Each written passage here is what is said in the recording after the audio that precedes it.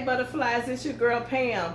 I'm going to give you an update on my weight loss from last week. So, stay tuned.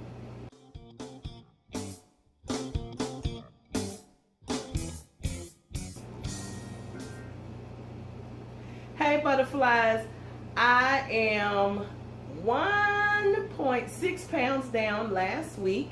I'll weigh in again tomorrow. And I think I've lost a total of 12.8 pounds so far. So I'm really excited. I'm not really able to see it, and not anybody has really said anything. So I'm just going to continue to do what I'm doing. I've had some challenges. Like last week, I really thought that I was going to gain or at least stay the same. But it went down, and so I'm happy for it. Bree went down 0.6, I think. So we're excited for all of it. So we'll keep you posted and give you an update next week. Today I really wanted to talk to you guys about doing the work from the inside out. I've had a really challenging time with this because, as you know, I wrote my book, The Hand I Could Not Hold, My Journey of Finding Myself After Losing My Father, and completed it last year.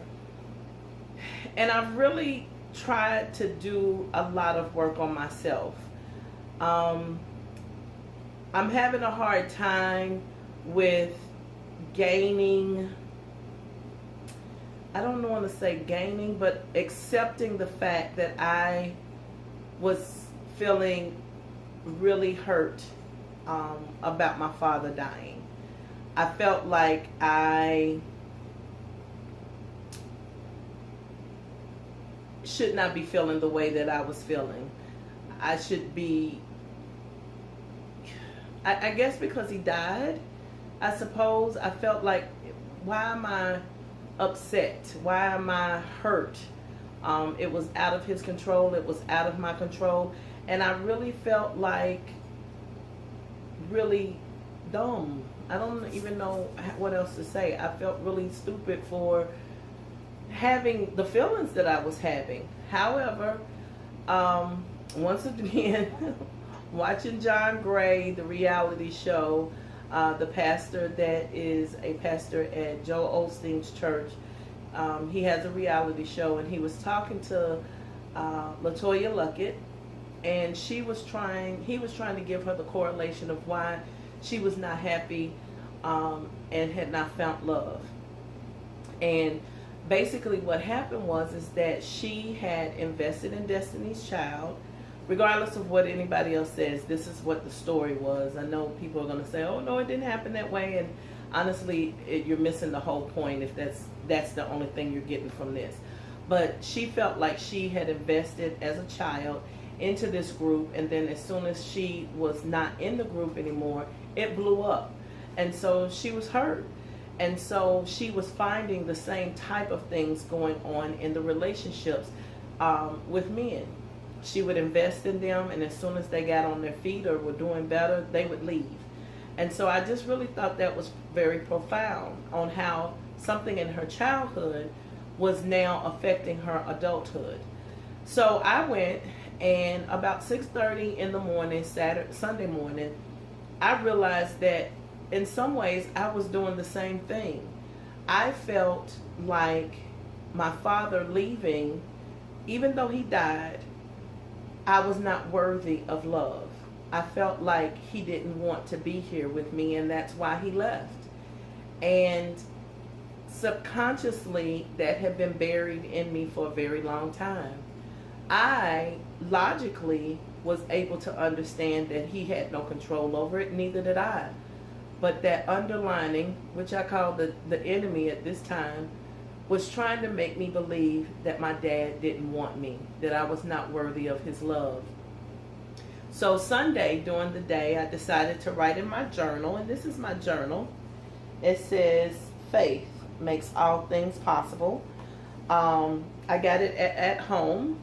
I am not sponsored by them. It was $4.99. I like to pick up journals. And so I was writing in it, and the more I wrote, the more I became full. And I had to excuse myself, and I went to my room and I literally cried like a baby, because I realized that all of this time I had been carrying the fact that I was unworthy of love. I had fought for so many different relationships over, the course of me dating, that were not worthy of me, but I in turn did not feel worthy. I would fight and I would fight, but nobody was fighting for me, and it hurt me to my core. And I had to finally come to the conclusion, which I feel like was a breakthrough yesterday, that I am worthy. I'm worthy to be loved. I'm open now to be loved, and I am ready to be loved by the right person. And I feel like sometimes you have to break yourself down to be able to pull yourself up. So as Iyanla Van Zant said, I did my work, and I'm going to continue to do my work. I love me, and I'm worthy of the best love that God has to offer me. And when he sends the right man to me, he's going to love me with all my flaws. And I am actually, for the first time, excited about that. I don't want to be by myself. I choose to be by myself because I don't want to deal with nonsense. And because of because I was the common denominator. I had to accept what it is. I was the common denominator in all of these bad relationships. So what am I putting out there that is attracting the wrong man? So now that I am in a better place, a better position to be open and receive love, healthy love, good love, then I will now be able to continue to work on myself, but now attract a different type of man. I won't be scared that he's going to leave. I won't be scared or that I'm, not enough. I'm not going to be scared that you're not going to fight for me. He's going to love me just the way I am. And he's going to fight for me when sometimes I may not even be able to fight for myself. So I'm excited. That was such a good breakthrough. And I struggled on whether or not to even take this, because it's so vulnerable, and then it's so, you're kind of putting yourself on display for any and everybody to make comments. And, if you got nonsense, leave it somewhere else. I just want people that are going to encourage and maybe need to do that same type of work. Find out what that correlation in your childhood is that's making you go through different things in your adulthood.